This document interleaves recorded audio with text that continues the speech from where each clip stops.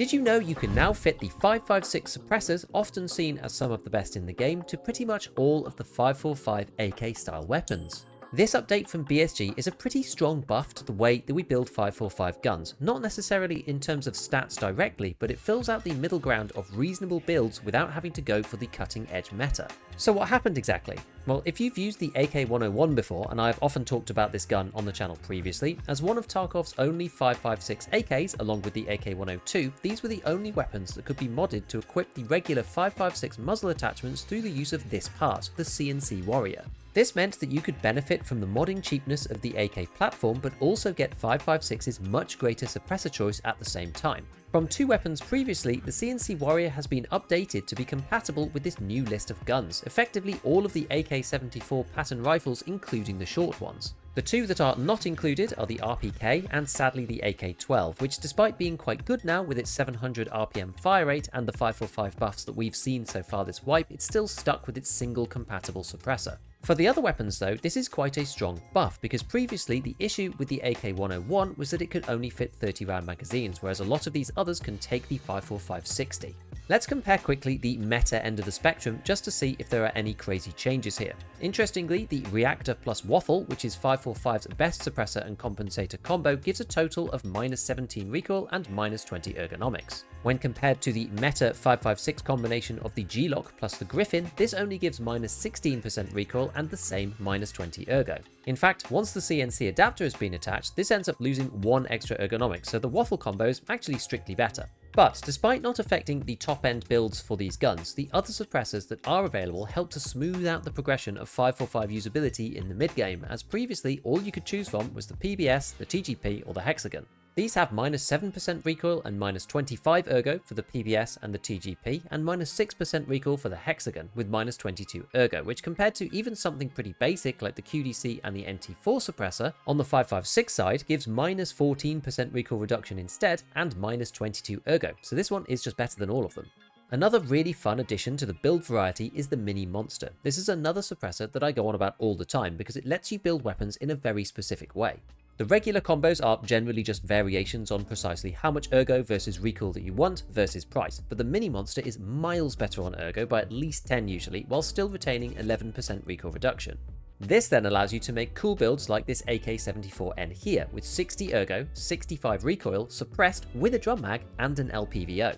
Obviously, this precise build is a bit out of range currently for most players, but I'm just trying to show here what is possible using the new compatibility. Unfortunately, the CNC Warrior itself is locked behind Mechanic 3 and relatively high gunsmith tasks, I believe part 17, which I'll be getting onto in my gunsmith series eventually. But given that people can flip the items on the flee, it typically gets arbitraged by those that do have it if the prices get too high. The build that I've been playing around with recently is this one, yes indeed, with the Mini Monster on the front and the SF3P muzzle adapter from Mechanic 3. I do have the RVG Black on here from Peacekeeper 3, but if you don't have that then you can just put on anything else, and I'm using the XRSU because it was quite cheap on the flea market when I was looking. I've also put the Delta Point on it just for close range fights, the Saw Grip from Mechanic, and then also the PT1, which relatively recently allowed you to add the butt pad on. This was available last wipe, but still there's quite a few people that don't realize that you can do this. This makes the PT1 precisely equivalent to the PT3, except the PT3 standalone is a little bit lighter, but the PT1 plus butt pad combo is quite a bit cheaper.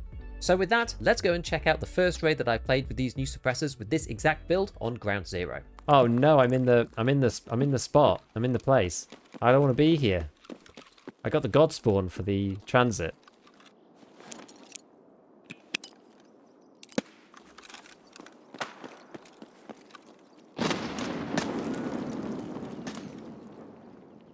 I'm trying to do my dehydration quest, but I spawned in the wrong place.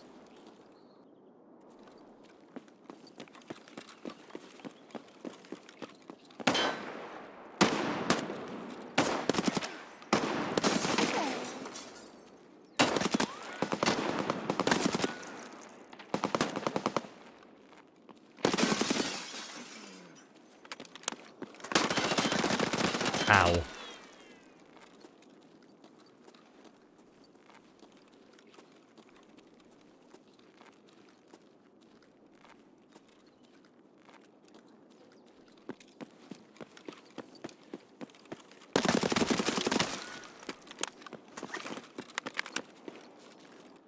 What the hell, man?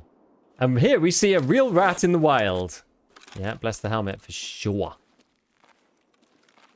Ah, there's a scav there.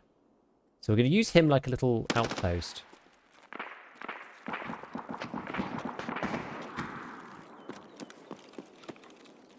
I think there's another one.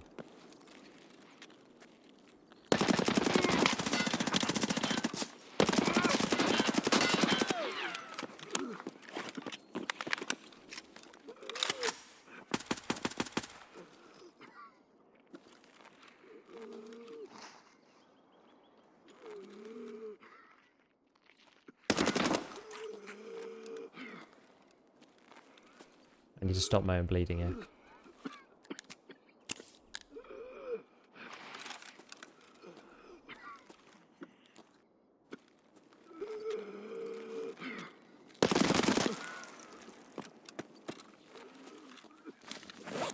This is just the state of Ground Zero right now.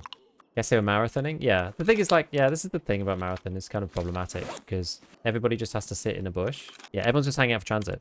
I thought it would be a good map to do the dehydration quest on. You know? But the issue is, I spawned by the transit and there's no way out from there. Let's get this chunky boy down us.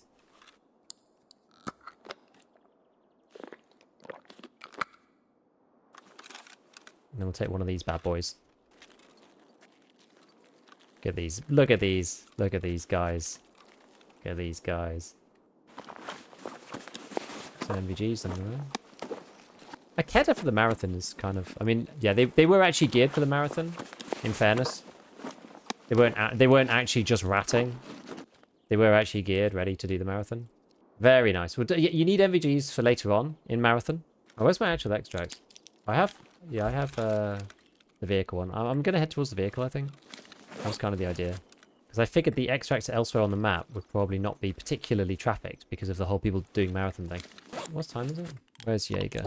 I'm hoping that this counts on Ground Zero. Be a bit of a bummer if it doesn't. Anywhere except factory. That's what it says.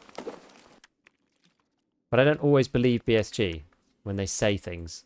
Because it should have been about 5 minutes now. It's usually because they've got something like... They've got it like whitelisted or something on those maps. And then factories like... I don't know. So it's just usually the way it gets done. Can you think of any features that have been requested from us you still need to deliver on and you're looking forward to? Pinning cases! Pinning cases. It's not working. I don't think it works on Ground Zero. Why try something new, eh? Probably works on Ground Zero under level 20. Oh, you're probably right.